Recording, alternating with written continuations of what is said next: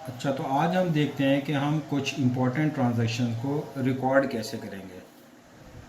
मिसाल के तौर पर अगर बिज़नेस स्टार्ट हो रहा है तो उसमें कौन से अकाउंट डेबिट होंगे, कौन से अकाउंट क्रेडिट होंगे।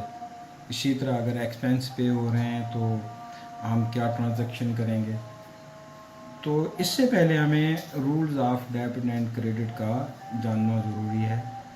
तो मैं दोबारा से एक मरतबा रिवाइज करवा देता हूँ कि अगर एसेट्स इंक्रीज़ होंगे तो डेबिट होंगे और डिक्रीज़ होंगे तो क्रेडिट होंगे। यानी अगर एसेट्स में इजाफा हो रहा होगा तो वो डेबिट होंगे, अगर उनमें कमी हो रही तो वो क्रेडिट होंगे। इसी तरह अगर एक्सपेंसेस इंक्रीज़ होंगे तो डेबिट होंगे और डिक्रीज़ होंगे तो क्रेडिट होंगे। और लायबिलिटीज़, रेवेन्यूज़ और कैपिटल, ये अगर डिक्रीज़ होंगे तो डेबिट होंगे और अगर इंक्रीज़ होंगे तो क्रेडिट होंगे।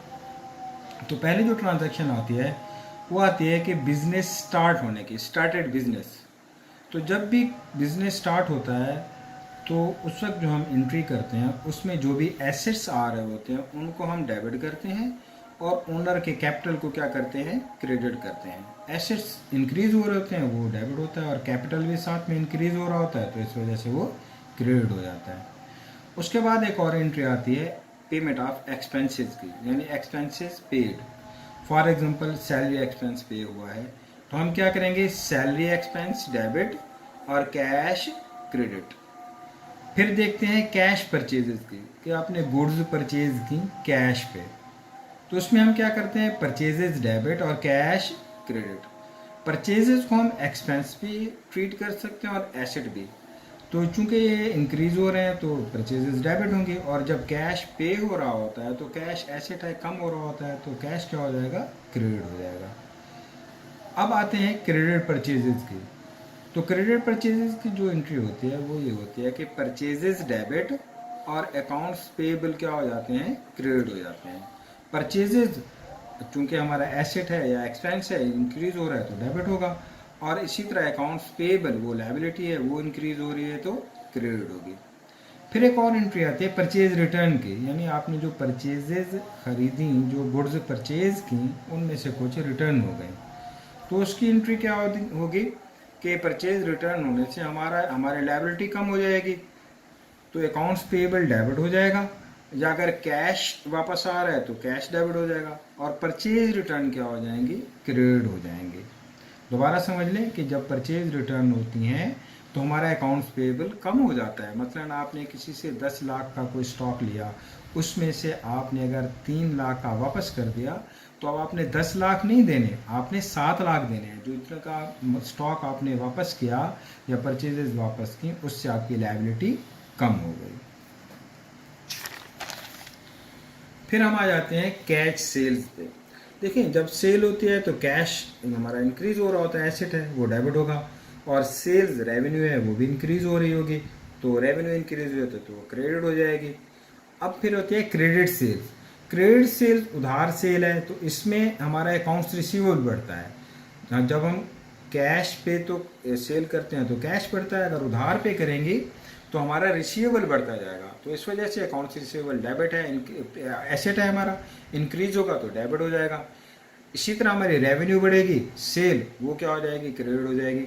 फिर होती है कि कस्टमर हमें कुछ सेल जो है ना वो रिटर्न कर देता है, तो जब सेल रिटर्न होगी तो सेल रिटर्न डेबिट हो जाएगी, यानी ये रेसिप्रोकल अकाउंट है। अगर रेवेन्यू जब बढ़ रही होती है तो क्रेडिट होती है, जो उसका कॉन्ट्रा अकाउंट है जो उसको कम करेगा वो डेबिट हो जाएगा।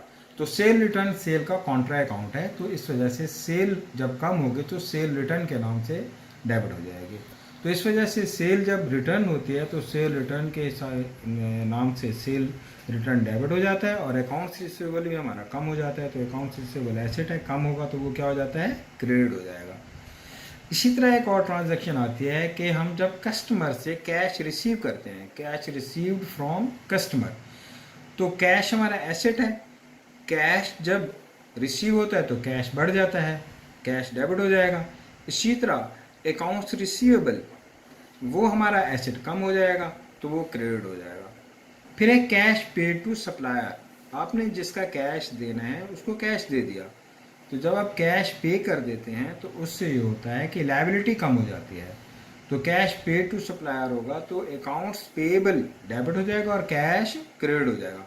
अकाउंट्स पेएबल इस वजह से डेबिट होगा कि लायबिलिटी कम हो रही है, डिक्रीज हो रही है, तो अकाउंट्स पेएबल डेबिट हो जाएगा। और कैश हमारा एसेट है वो कम हो रहा है तो वो क्या हो जाएगा, क्रेडिट हो जाएगा। यहाँ एक बात देख लें कि डेबिट को डी आर से जो है ना शो किया गया और क्रेडिट को सी आर से शो किया गया, ये उसकी एब्रीविएशन है। नेक्स्ट ट्रांजैक्शन है कैश डिपॉजिटेड इनटू बैंक, कि बैंक में आपने कैश जमा कराया। जब आप बैंक में कैश जमा कराते हैं तो हमारा एक एसेट बैंक बढ़ जाता है और दूसरा एसेट कैश कम हो जाता है। तो जो एसेट बढ़ रहा है वो डेबिट हो जाएगा और जो एसेट कम हो रहा है वो क्रेडिट हो जाएगा। इस वजह से कैश क्रेडिट होता है और बैंक डेबिट हो जाता है।